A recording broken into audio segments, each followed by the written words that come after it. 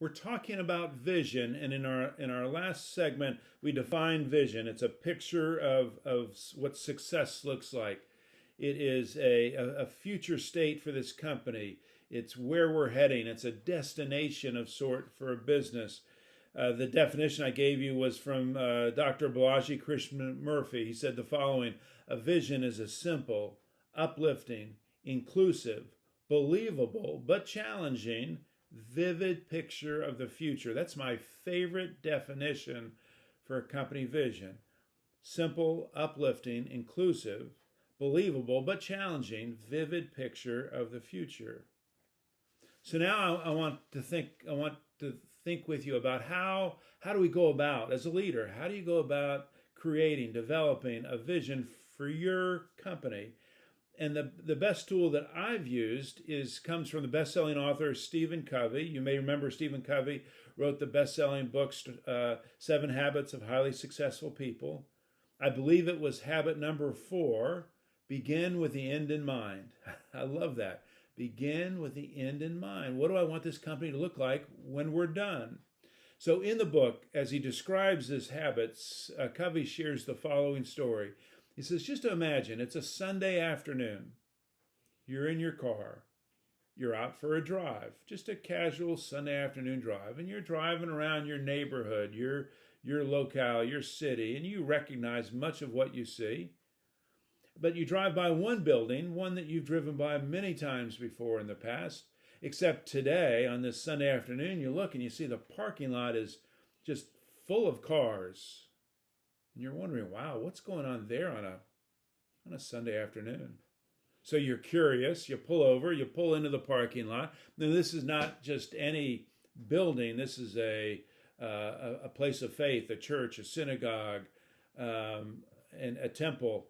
And you pull into the parking lot, again, because you're curious what's going on. You didn't hear about anything big going on at this. Let's just assume that it was a church.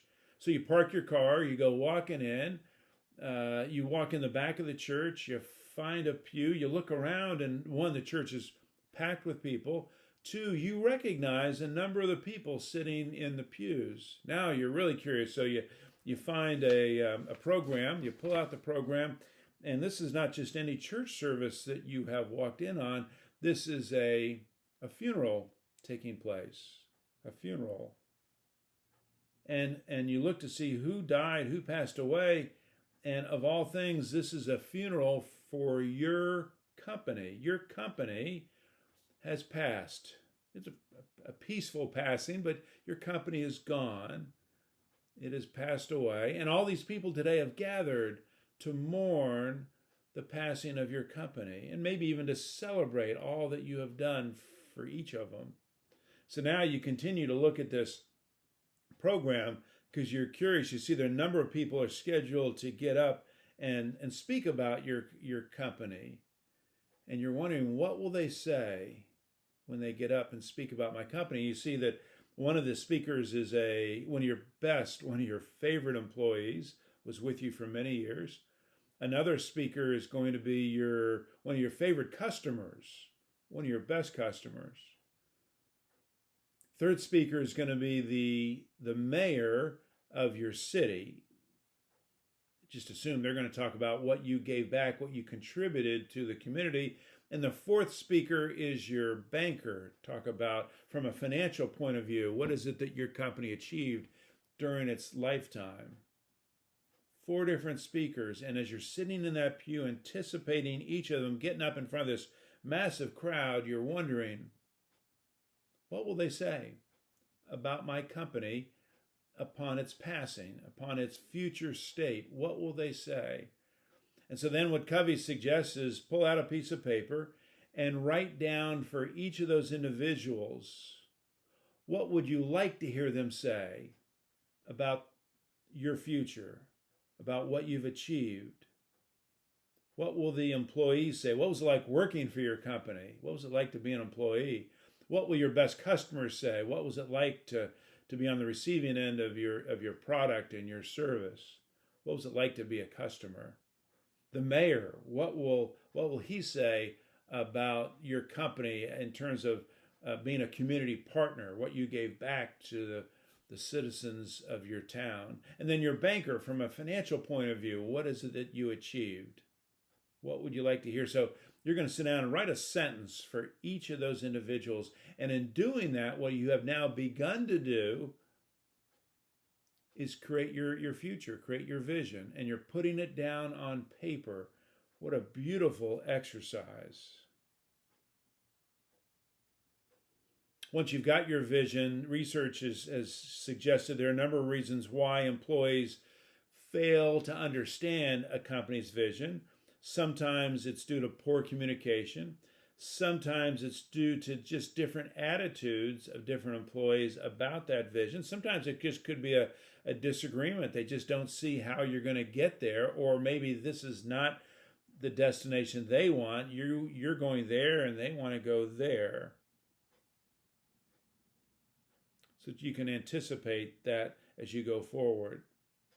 I find sometimes we get confused as we talk about mission and vision. We get confused between those two. Here's a simple way to differentiate between the two.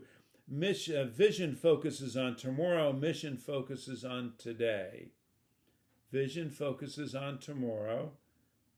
Mission focuses on today. So let me wrap this up. This thinking discussion on strategic intent, core values, mission, vision. Why is this so important? Several reasons. Number one, your best employees are volunteers. They elect, they choose to come to your place of business every day to work. They could go anywhere they want. They're that good, your best employees. They have chosen to work for you.